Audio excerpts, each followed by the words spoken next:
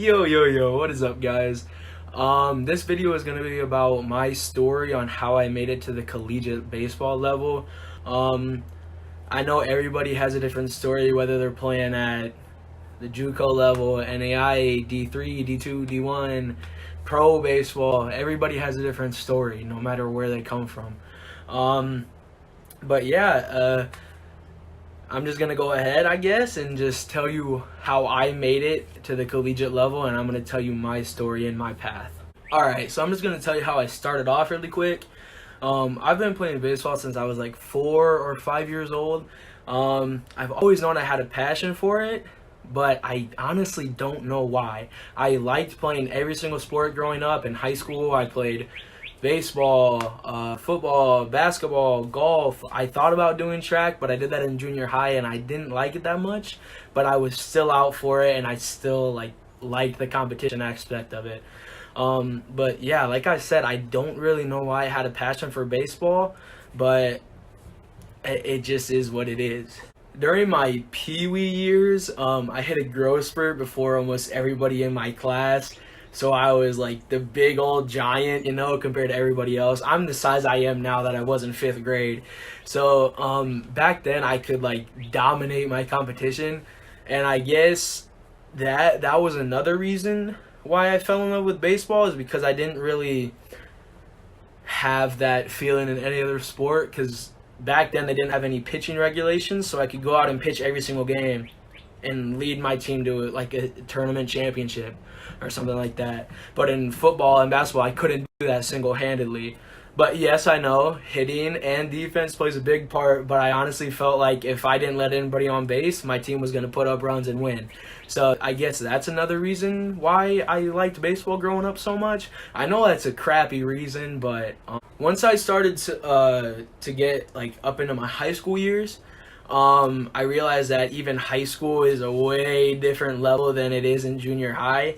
In junior high, our city has a legacy, I guess, for winning league championships. We won 9 years in a row, and we did that in Little League, which is junior high. And we got through that. We won almost every single game, and we found all this success. And then once I realized, when you get to high school, it's a way different level. We weren't winning every game. We didn't even win our conference my freshman year, stuff like that. I was like, wow, we actually have to work to be good at a sport. It didn't hit me until I was a freshman in high school that it's a big deal to work. Like I just said, even freshman ball, we didn't have a freshman team, we had a JV team. That's even a different level than junior high. And we realized that the pitching is farther back, the fields are bigger, people throw harder, people hit farther, and all that stuff. We were like, wow, we aren't going to win if we just sit here and take it. We got to go out and work. And once our coach drilled that into our heads, shout out to Coach Burke and Coach Wendell and Coach Ryherd, they taught us so much about working. That's why later in my high school years we found so much success, is because we outworked.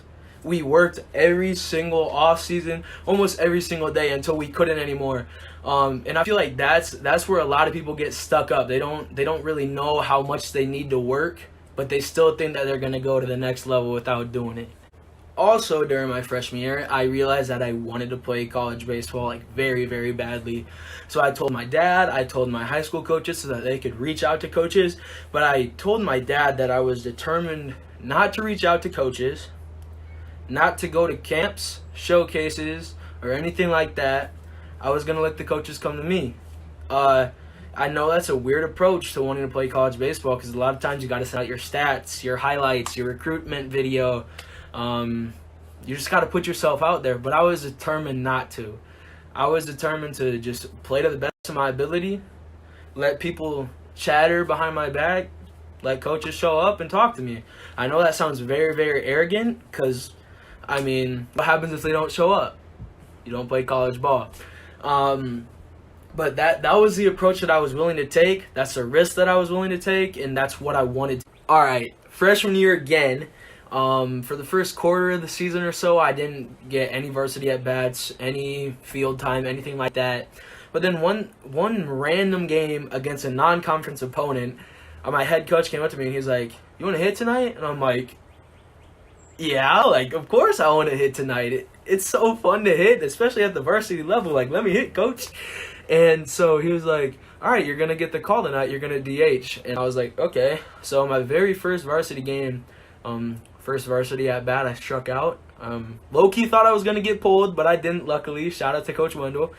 But then the second and third at bat, I got hits. So I'm like, okay, this isn't very different from JV. At that time, it wasn't. So once I had those 2 hits, I was like, wow, my confidence is skyrocketing. Like, the very next day, we had a game again, and I went 0 for 4, and I'm like, oh my gosh, am I not ready for the varsity level? So I was just like, don't stress it, Keat. Like, you're good. This is still early. It's your freshman year. Like, you're good. You're just a DH. Focus on hitting right now. You're going to be okay. So I did that, and I started working, started staying after practices, started hitting the cage and all that stuff. And then, unfortunately, my starting first baseman got hurt. So then they put me in because I was the only reserve first baseman that we had. And in my very first game that I started, I had the game of my life. I think I had like 4 RBIs and 3 hits, and I got player of the game on the radio and stuff like that. And that was along with my other fellow freshman who you saw in the last vlog. That was also his first start, and we both got like co-players of the game, and I just thought it was super dope. I continued that same kind of play throughout the next like 5 or 6 games until the other first baseman came back. And then once he came back, I went back to my DH role, and I had the time of my life. Like, that was probably the most fun season I've ever had, up until my junior year, but you'll hear about that. And it was just a super fun time. I loved hanging out with the seniors, the juniors, basically the whole team. Like, nobody was cocky, nobody was arrogant. We all loved each other. We all hung out with each other, and that's the kind of stuff that I love. Like, it makes you into better baseball players, whether you know it or not. Like, the relationships you have off the field carry onto the field, and that's something that I love, especially during baseball. So that DH role continued on for the rest of the year. We found some pretty good success. I think we went like 19-7 or something, and we got upset in our district game. But it happens, you know. I have another 3 years to play, but I absolutely hate that because for the seniors, it's their last time. So you got to think about them. You got to put it all out on the line, especially if you're a young kid playing varsity. So that's exactly what I did, but unfortunately, I did not find success like towards the later games in the season. All right, so fast forward to sophomore year. I got a starting position at first base because that first baseman last year was a senior, so he graduated, and I started playing. Started off really, really bad, like very bad. Like, I thought I was going to get cut from the team, like, completely, but coaches showed faith in me, so I developed some faith in myself, and my confidence started growing and growing and growing. I started having better games. My confidence kept growing even more, and I'm like, all right, let's do this. Like, this is our season. We're going to make it to state. We're going to be very, very good this year. Like, let's just keep rolling and see what happens. So I started playing pretty well towards the middle of the season. Towards the end of the season, I really turned it on coming into the playoff times. But we won our first district game, our second district game, and then we were ready for the district final game against one of the best teams in the state. It was Carroll Kemper. I'm not sure if any of you know them. But we were about ready to play them, and we were taking BP, and long story short, I broke my hand during batting practice. Did I know it at the time? No. But it felt like just a sprain at first, so I taped it up for the game, popped a bunch of ibuprofen. You know what it is. If you're a pitcher, you know ibuprofen. So I popped that, decided that I'm still going to play the game, and it actually came back to bite me in the butt. I couldn't move my hand the whole next week, anything like that, and it was just a bad story. All in all, I made a very bad decision playing on that broken hand because I broke it even more. But we ended up losing that game in the bottom of the 7th. Happens like that. We had a comeback coming on, but unfortunately we couldn't complete it. But after that game, I I decided, you know what, I'm going to go get an x-ray, see what's going on, because this hand hurts very bad. So I went in and I got an x-ray, and it came back negative. And I'm like, what the heck could this be? And they kept telling me, oh, it's a sprain, it's a sprain, it's a sprain. And I'm like, okay. So I let it rest until football season.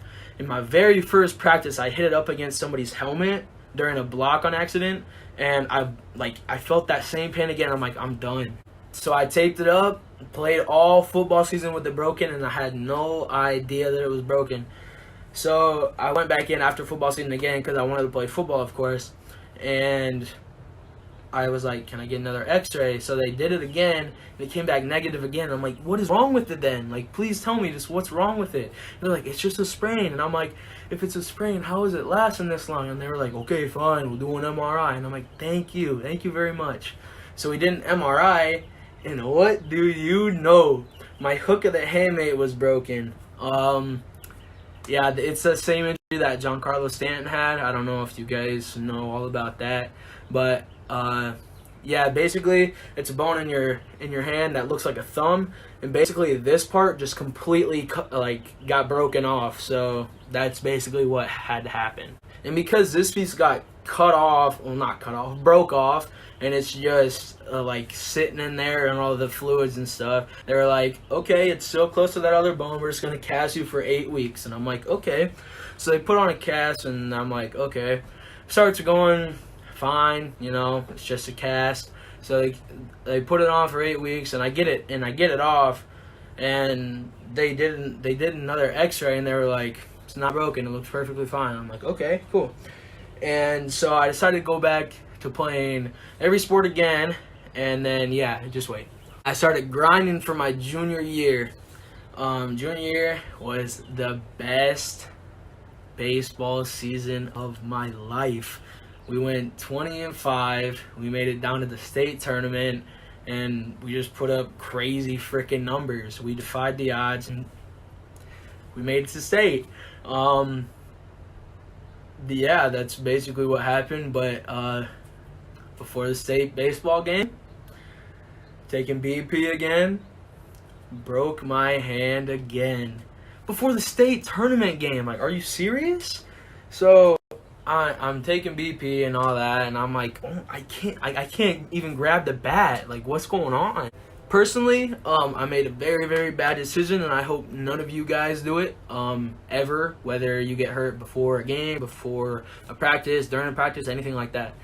I told my coach that I was fine and that I could play in the state tournament game. Very bad decision on my part.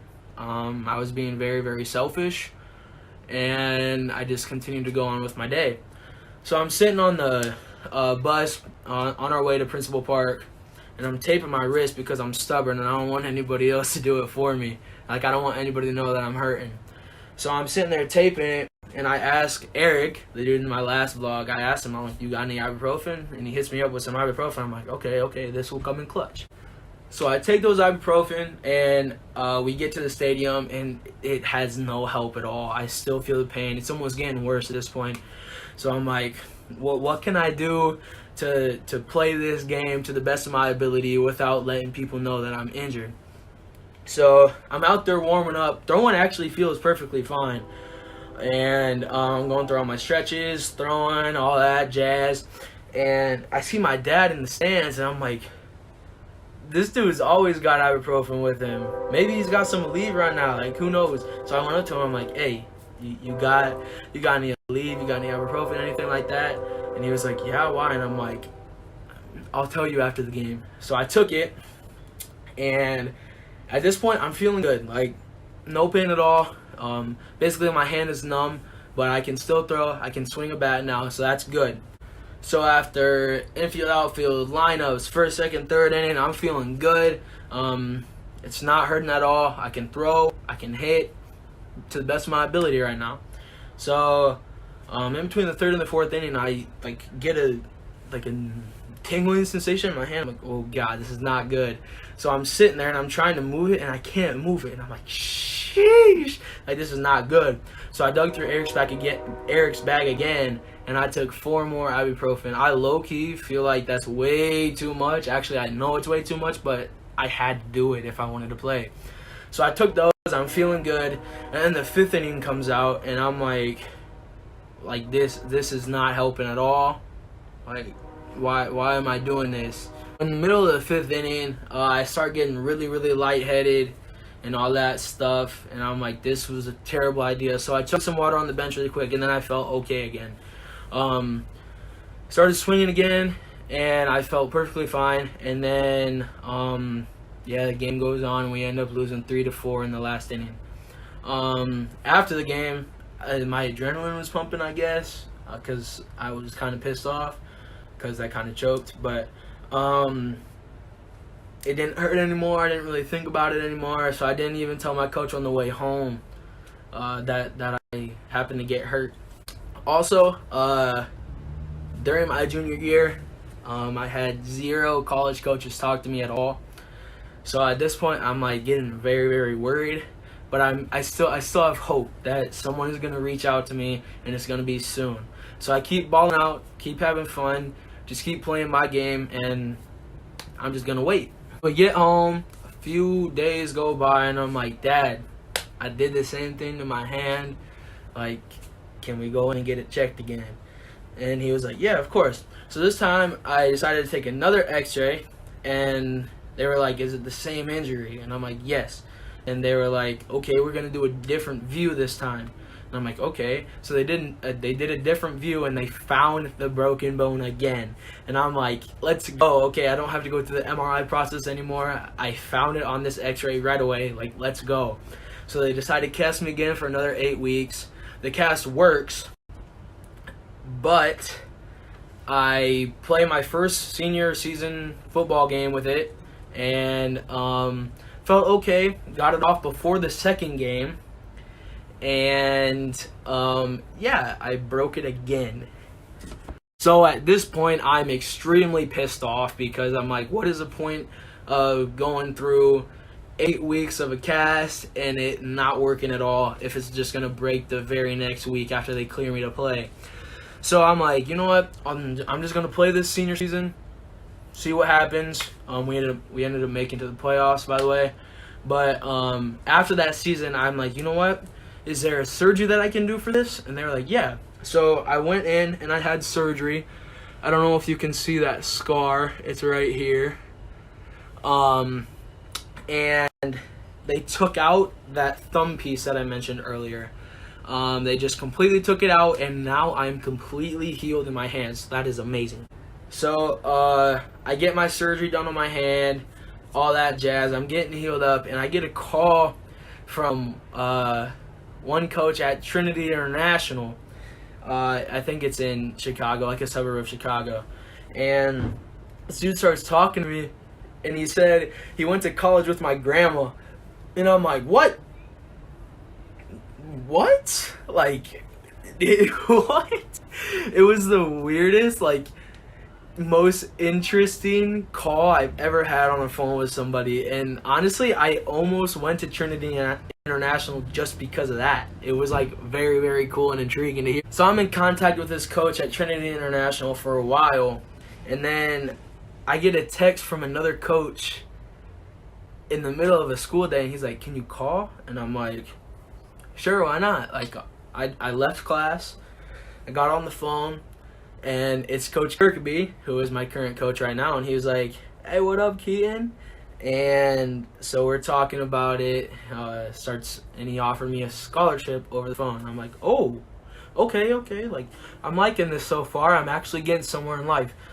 And one thing that I like about this phone call is that I already knew the coach. He actually coached at one of my high school rival schools, and he was actually their first base coach, so I talked to him a lot. Like I said earlier, he calls me, he offers me, and I basically make like a individual visit like for that weekend, because that's how excited I was to actually get an offer over the phone. And so I go up on campus that weekend, and like I absolutely loved it. Got to talk to the coaches, got to see the facilities, got to sit in on a class, got to sit in chapel and all that stuff. and I had like that super fun day, and then I ended up having to travel 3.5 hours south to go play a playoff football game that same exact night. And yeah, we ended up losing, by the way. But on that ride home from the football game, I realized like this is the place I want to be. This is where I want to play. The coaches are dope. The facilities are dope. Like, it's gonna be fun. Even though that's where I knew I wanted to go at the time, I was waiting and waiting because I didn't want to commit too early, just in case God had a different plan for me. I didn't want to commit. So I'm sitting there and I'm waiting for other offers to roll in, a few more offers roll in, but I didn't even like think about going on a visit there, because that's how much I knew I wanted to be at Northwestern. I didn't even go on a visit there. I didn't want to deal with them. Like, I know that sounds very crappy, but I didn't want to deal with them. Like, I know where I want to go. I just haven't committed yet. Even though I've committed in my head, I haven't verbally committed. So I'm still going through this process, making sure that I had the right decision to go to Northwestern. And I decided to commit and sign my letter of intent on December 17th, 2019. Probably one of the biggest days of my life. Yeah, it was a very emotional day because, as most of you guys know, my mom passed away, and I promised her that I was going to play collegiate baseball, which is why it was so sentimental to me. She wasn't there to see it. But yeah, overall, it was one of the biggest days of my life, and I was super excited after. So I signed in the middle of my senior year, and I started getting people following me on Twitter, Instagram, people adding me on Snapchat, people asking to be my roommates, and I'm like, this is what the process is like. Like, I didn't know. I don't want all this stress right now. I just want to play my senior year of baseball and just have fun and then go play baseball at the next level. So I'm doing that, and I get super, super overwhelmed, and that's all I can think about during my senior year of baseball is getting to the next level and playing college ball, doing college classes, all that kind of stuff. And it just mentally drained me, and I couldn't play to the best of my ability my senior year. So I go out and I play a very awful senior year of baseball. Honestly, I felt like it was needed because it gave me extra motivation to work harder on my way to college. Started working hard the rest of that summer, and once I got up to campus at college. But yeah, I guess that finishes my recruitment story. So that's a wrap on my recruitment story. I hope that my story can show you that you don't have to go to all these showcases, all these events, all these PBR and perfect game, like games and all that stuff. You don't have to do it to play collegiate baseball. You may have to do it if you want to get to a higher level, but in my case, all I wanted to do was play collegiate baseball. Didn't matter what level, I just wanted to play. So that's my story. I hope you guys enjoyed. Anyway, this is my second baseball YouTube video on my channel, so make sure to like, subscribe, comment down below, and make sure you follow all my socials and all that stuff. And yeah, I hope you guys enjoyed. Thanks for watching.